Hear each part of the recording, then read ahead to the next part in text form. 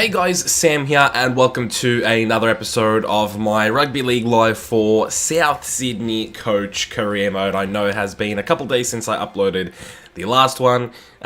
Just a bit, I fell behind, if I'm being completely honest with you guys. I'm looking to get back into the swing of things, and today a massive game to start things off. Second place Bulldogs versus third place Souths. James Graham versus Sam Burgess. That'll obviously be the clash that everybody looks at, but also it is second and third. And as much as these teams are very far away from second and third in real life, that's where the two teams find themselves chasing the Canberra Raiders for the minor premiership. So this is a really big game, especially going away. Technically, away as far as Sydney games go, not really that big of a deal. And we're not actually playing at Belmore, we're actually playing at ANZAC Stadium. So more of a home game for us really than it is for the Bulldogs in terms of location. So nevertheless, this was always going to be a tough game, and we wanted to start off well and get as many points as we can on the board, because we haven't really been scoring that much. Obviously, with the 10-minute halves and how the game works, it's kind of hard to score, but we wanted a good start. We did not get a good start as Josh Reynolds, the Bulldogs number 6, crashes over for a try and puts the Bulldogs up 4-0 in the first 15 or so minutes up, and we'll hand it over to Moses and by just really, that's a Josh Reynolds try, really, punching through a hole. He's pretty good at finding holes. I don't think he's as good of a player as a lot of people make him out to be honest with you. I think if he was a bit more level-headed, maybe he could be a better player. But he seems to make really silly decisions, gives away the ball or gives away a penalty in the worst time possible for the Bulldogs. So that's really where my problem comes with Josh Reynolds. But he is so good at finding a hole and just punching it and running through, which he unfortunately did against us.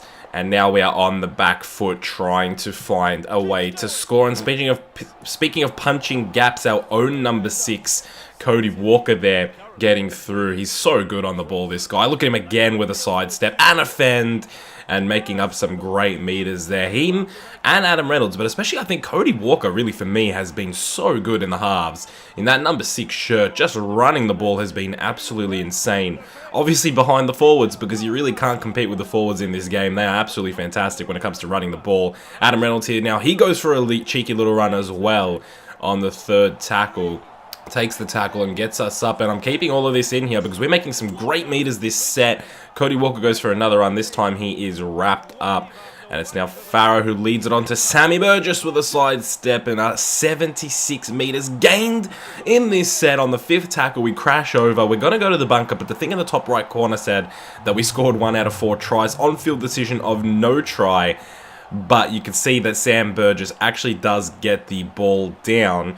And it was a bit of a giveaway with the little achievement thing in the top right corner, telling me to score 1 of 4 tries. It was a bit of a giveaway. I'm not going to lie to you guys. It let me know that it's going to be a try, and that we've gotten over the line. So didn't really care what the on-field decision was. It was a try, and Adam Reynolds puts it over for the extra 2 points going into the second half. We give the ball away here to Eastwood, and of all people, he goes for a cheeky little run and gets some meters for the Bulldogs, but they had a bit of field position there that we were able to defend, and we were back on the front foot, and a great pass there into Aaron Gray, and he goes all the way to score a try. And I've talked about how it's really difficult to score on the edges on this game, but that was beautiful stuff from Aaron Gray. Fantastic bit of running there, good ball in to him as well. Take nothing away from the ball, but the sidestep and finding the spot was great. And Aaron Gray scores a try and gives it over to Adam Reynolds, who is slowly creeping up to 900 career points. And he should be getting there at a quicker rate. Unfortunately, we're just not scoring as many tries as we should. It could be one of those things where I bump up the time a little bit. I'm not sure if that's something you guys want to see or not, because then the computer-controlled teams, their scores are going to start going through the roof if we bump up the times. I don't know if you'd rather see a more realistic game for ourselves, but the rest of the league is blown up, or if you'd rather see us have a little bit more of a restricted game and the rest of the league have normal games. So you let me know in the comments below. But here, a great run from George Burgess, sidestepping, and he crashed over. Did he? No, he did not. It seemed like he lost the ball down his forearm, and he was short anyway. He got pretty excited and decided to ground it a little too early as the floodlights come on here at ANZ Stadium, and Cody Walker with a fantastic run. Who is going to catch Cody Walker at this point? I mean, the Bulldogs team don't really have... I mean, they're not really that quick. I mean, Brett Morris is pretty quick. But other than that, I don't think Kopawati is that quick, to be honest with you. And their halves aren't that quick either. And Josh Reynolds, I guess now Mbai's their hooker. So, yeah, I just think that the Dogs team, really, no one was going to catch Cody Walker once he got through the gap. I wouldn't really bet on anybody other than Brett Morris to catch him. Maybe even Marcelo Montoya would probably catch him. But they're the wingers, so they're not going to be anywhere near there. No one centrally, in terms of the halves and the fullback, was catching Cody Walker. And he puts it over for another try. Probably one of our players of the season so far. Not really sure who you guys think it is, in your opinion. James Graham there with a great run and challenging our line there and getting through as well. Nearly, I mean, if it was a bit quicker, he probably would have gone all the way, but he didn't, unfortunately for the Dogs. Fortunately for ourselves, as Garvey here in the number 9, trying to get something out of a dummy half. Brenko Lee spreads it to Mbai, and our line defense is coming into play. The boys are holding strong, but they're not getting back in time. An offload there into Brenko Lee, and he goes over and is going to make the last 8 or so minutes of this game interesting, as it's an 8-point gap now. If it's a converted try, it'll be a 6-point gap, and it'll be very, very interesting in the last 8 minutes. A great offload here. Talakai coming in for a potential interception there. Maybe I got a little bit excited to get the interception. It was not got, and unfortunately it goes to the Dogs here, and they crash over Brenko Lee with a try. That's a bit embarrassing, actually, that Brenko Lee scored against us, but we'll take it on the chin for sure. And Mbai puts it wide, and he tries hooking it back, but the conversion has failed, and an 8-point lead with 8 minutes left, we hung on for the 18-10 win over the Canterbury Bankstown Bulldogs, who were in second. We were in third, so that's a massive win for us. As you can see, their completion rate was slightly better than ours, or a little bit better than ours, to be honest with you, but we had more sets. Unfortunately, we just gave away the ball too much, to be honest with you, so I was pretty happy with an 18-10 win as we come back to the ANZ Stadium to play the next game, a home game against the Brisbane Broncos in the ANZAC round, which means in the next episode we'll have the ANZAC test for you guys. But in terms of this episode, we are playing with our nice ANZAC traditional kits, I guess you can call them. I'm not really sure what to call them. They're the ANZAC kits for the ANZAC round. You can see that's Brisbane Broncos one right there. Pretty hard to see with their texture color, but with ours, it looks really, really nice. Love that ANZAC kit. And I said whenever there was a change to the lineup, I'd let you guys know. I actually made the change for the Dogs game, but I'll let you know now that there is a change. It's on the interchange, so it's not too big of a deal, but Tom Burgess is out of the team for Dean Britt. I don't know if that's the right decision or not. It's the decision that I've made, and I just did it because I wanted another second rower instead of a front rower, because we have Jason Clark, and he's the better front rower, so he's going to be our front row interchange. Then we got 2 second rowers as well. Great work from Sutton there. And for someone that's really not that good in real life, he's doing fantastic in the game for us. Probably not our best second rower, to be honest with you. But him and Crichton aren't too far off of each other. A really boring first half. As you can see, we go into the second half and 0-0. Really nothing happening in the first half, but the second half starts and Corbin Sims goes for a run and absolutely does Greg Inglis, has to be said. I was completely ruined here. I just thought for some reason my tackle would maybe lock on here with Inglis. It just didn't, really, is just how it worked out. And Corbin Sims goes over, and it'll be Ben Hunt to go ahead and attempt the conversion, and it is right in front of the post. So nothing really to worry about here if you are a Broncos fan. And they will go 6-0 up, and as you can see, the whole first half went, and nothing happened. And 3 minutes in, the Broncos have scored a try. Then they give the ball away here and give us a bit of an advantage. It's Greg Inglis with a sidestep off the scrum, and he's going for it. Who's going to be able to catch him? And it's an ankle tap, I believe, from Jimmy Roberts there in the number 3.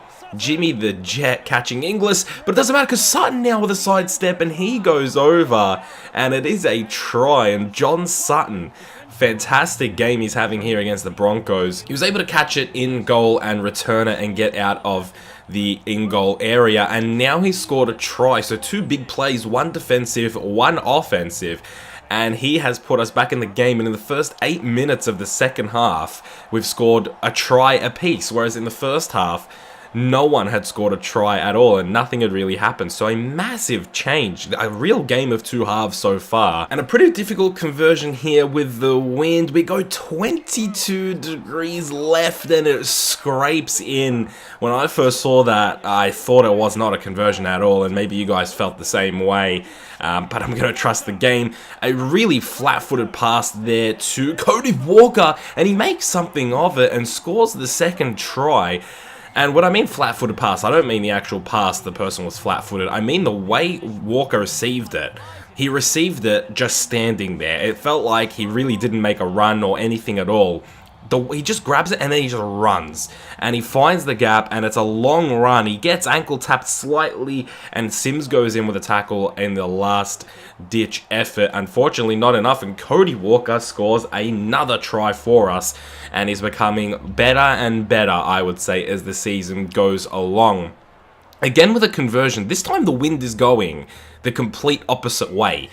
We're converting from the same spot, it's the same half, and the wind just all of a sudden changed the complete opposite direction. So, yeah, conditions definitely interesting, to be honest with you guys. But the Broncos now, with just under 10 minutes left, want to get back into this, and unfortunately our players just were not getting back in the line in time and not getting to the right positions. A bit of a scrambling defense there over the last couple of tackles, and Alex Glemm takes advantage of it and puts it over the line and gets the Broncos back into this game. We're going to go into, assume the conversion goes through. It'll be 12-all going into the last 7 or 8 minutes, or yeah, about 8 minutes of the game. Ben Hunt with another pretty easy conversion right in front, and you would expect him to put it through.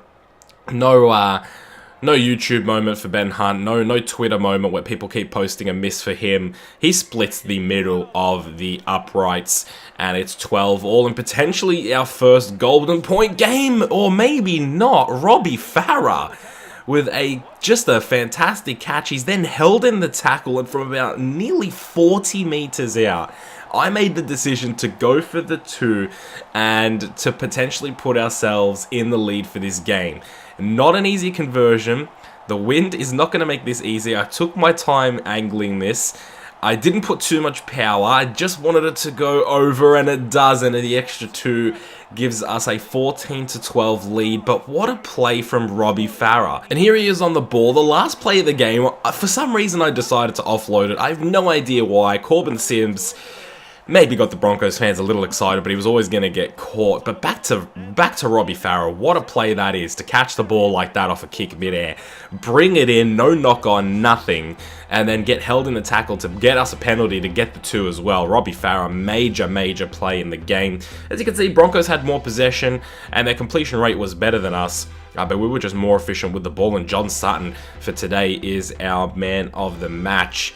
And a fantastic effort from Sutton. I think that's actually pretty well deserved. And at the end of today's episode, guys, we stay in 3rd position as the Bulldogs stay in 2nd.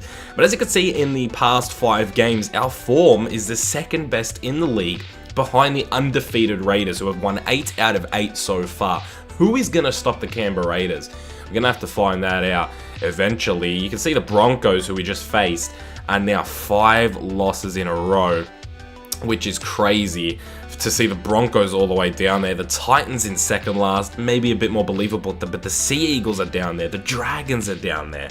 It's really strange to see some of these teams all the way down there when you've got teams like the Warriors and the Knights and the Bulldogs who are overperforming so much. But I'm not going to complain in terms of our position, because I don't think the South Sydney Rabbitohs should be in 3rd, but we're performing up to a standard here, and defensively I think we've been very good as well. We sit in 3rd, we've got the likes of the Cowboys, the Roosters and the Eels chasing us, and we're still going after the Raiders. 8 out of 8 is just fantastic for the Raiders. I wonder when they're going to lose a game. Will be interesting to see. But that's it, guys. A bit of a longer episode here today. A lot of stuff happening over the 2 games. But I'm going to love you and leave you now, guys. Thank you so much for watching today's video. If you did enjoy, make sure you leave a like on the video. But that's it. As I said before, I hope you did enjoy today's video. I hope you had a good day. I'll see you guys in the next one very soon. Keep it real.